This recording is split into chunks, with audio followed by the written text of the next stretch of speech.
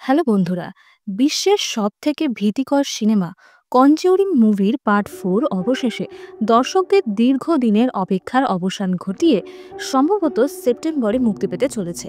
ইউটিউবে অনেক fan-made trailer থাকলেও এবার officially the conjuring last rights নামে একটি টিজার ইউটিউবে আপলোড করা হয়েছে।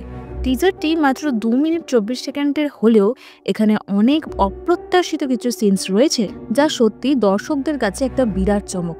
মানে এই ট্রেলারটি দেখলে আপনি ভাবতেই থাকবেন কবে এই সিনেমাটি মুক্তি পাবে আর কবেই আপনি দেখবেন। এখানে অনেকগুলো ডেভিলকে একসাথে দেখানো হয়েছে, মানে কিছু একটা তো মারাত্মক হতে চলেছে।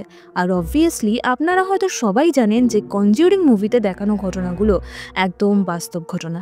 তো যাই হোক বন্ধুরা, আজকের ভিডিওতে এই টিজার দেখেই আমরা মুভিতে কি কি হতে চলেছে তার একটা প্রেডিকশন দেব আর প্লট বিশ্লেষণ করার চেষ্টা করব। তো চলুন বন্ধুরা, সরাসরি ভিডিওতে যাওয়া যাক। সো আগের পার্টগুলোর মতনই ওয়ারেন দম্পতি একটি ভৌতিক কেস সলভ করতে চলেছে এই সিনেমাতে, কিন্তু এই কেসটা তাদের জীবনের সবথেকে ডার্ক এবং ক্রিপি কেস।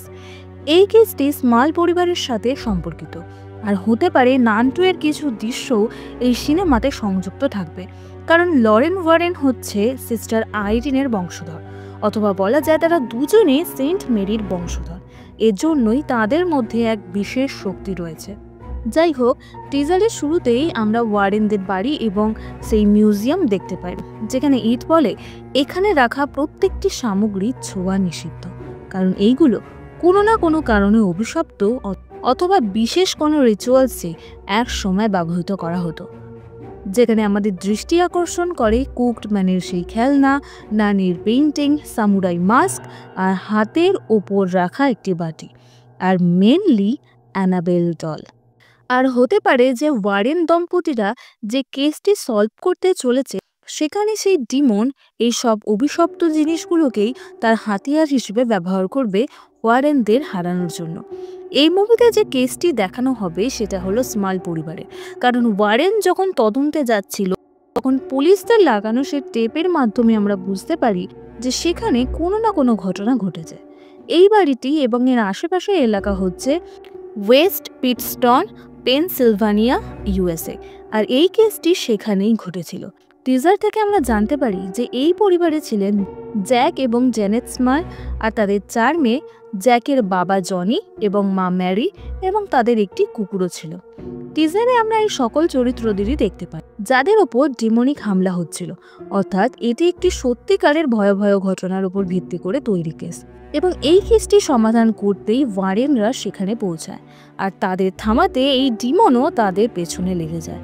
এখন ওয়ারেনরা বলেন যে তারা এখনও পর্যন্ত অন্তত 1000টি কেস সলভ করেছেন এবং 10,000টি কেস তারা দেখেছে, কিন্তু অবভিয়াসলি এর কোনোটিই বাস্তব নয়।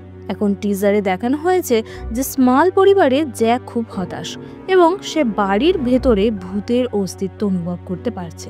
এর পাশাপাশি আমরা লক্ষ্য করি যে লরেনের মেয়ে জুডি এখন বড় হয়ে গিয়েছে এবং একটি আত্মাও তাকে ফলো করছে। সম্ভবত স্মল পরিবারে কেসটি নেওয়ার ফলেই এমনটা ঘটছে।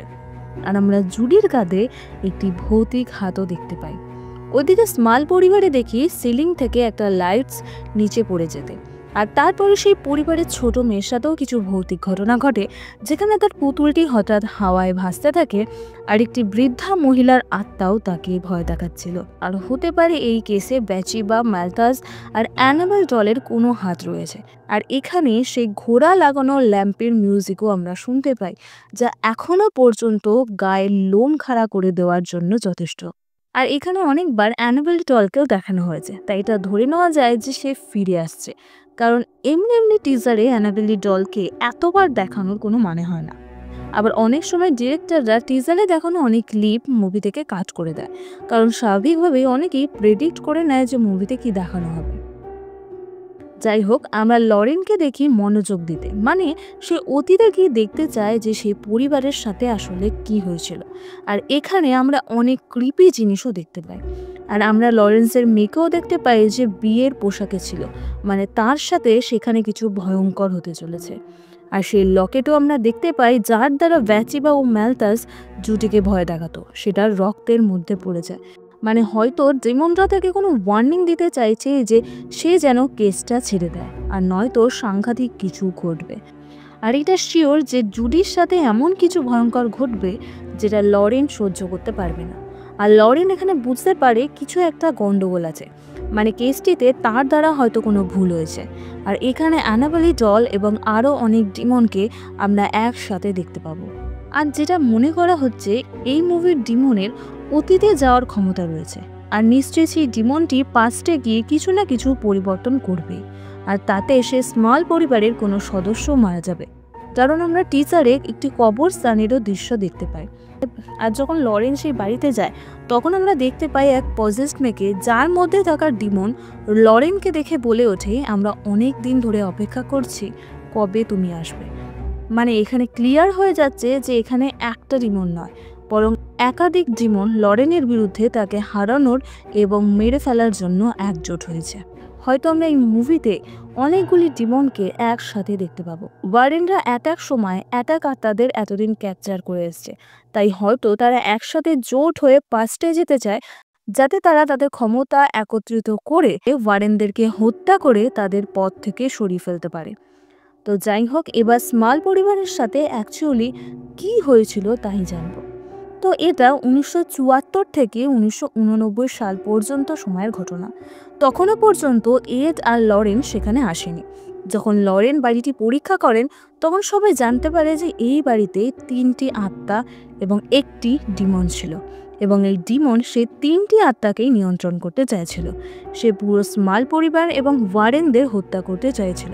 আর এখানে ছিল একটি খতরনাক বৃদ্ধার আত্মাও, যে সম্ভবত ছোট মেয়েটিকে ভয় দেখাচ্ছিল। আর সেম দৃশ্যটি আমরা টিজারেও দেখতে পাই। এছাড়াও সেখানে একটি কম বয়সী মেয়ে ছিল যেও আত্মা দ্বারা পজেসড, এবং এক লোক ছিল যে অনেক ভোগে মারা গিয়েছিল।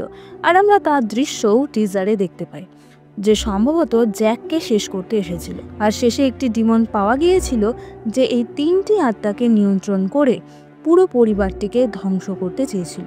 কিন্তু এই ডিমনটি কে ছিল তা এক রহস্য হয়ে রয়ে গিয়েছে। হতে পারে সে ম্যালথাস, কারণ ম্যালথাস অ্যানাবেল ডলকে ছেড়ে কখনোই যায়নি, আর সে সবসময় ওয়ারেন্সদের পেছনে পড়েছিল কবে সে সুযোগ পাবে, আর তখনই সে তাদেরকে শেষ করবে। আর এই ডিমন স্মল পরিবারের সদস্যদেরকে নাজেহাল করে রেখেছিল, এমনকি তাদের আর্থিক অবস্থার অবনতিও হয়েছিল এই ডিমনেরই জন্য। শুরুতে সব ঠিকঠাকই ছিল, কিন্তু আস্তে আস্তে ডিমনের অত্যাচার বাড়তে থাকে। এমনকি এই পরিবারের কারোর সাথে যৌন হেনস্থাও হয়েছিল। এছাড়াও হাওয়াতে ভেসে থাকা আর জ্যাকের মায়ের হার্ট অ্যাটাকও আসে, যার ফলে সম্ভবত সে মারা যায়। আর তারই শেষকৃত্যটি টিজারে গ্রেভ ইয়ার্ডের সিনের মাধ্যমে দেখানো হয়েছে। কিন্তু যদি সত্য ঘটনার মুভিতে দেখানো ঘটনা সেম হয়, তাহলে আমার মনে হয় মুভির সেই রোমহর্ষক ব্যাপারটা থাকবে না। মানে সবাই তো মোটামুটি প্রেডিক্ট করেই ফেলবে যে মুভিতে কি হতে চলেছে। তাই হয়তো এই মুভিতে ডিরেক্টর কিছু টুইস্ট অ্যাডও করতে পারে, যা দর্শকদেরকে সত্যিকারের চমকে দেবে। তো এই ছিল কনজিউরিং লাস্ট রাইটসের প্লট বিশ্লেষণ। আশা করছি ঠিকঠাক ইনফরমেশন দিতে পেরেছি। আপনারাও যদি কনজিউরিংয়ের ফ্যান হন তাহলে ভিডিওটিকে লাইক আর চ্যানেলটিকে সাবস্ক্রাইব করতে ভুলবেন না। আর ওই রকম অনেক ভৌতিক সিনেমার এক্সপ্লেনেশন নিয়ে হাজির হব পরবর্তী ভিডিওতে।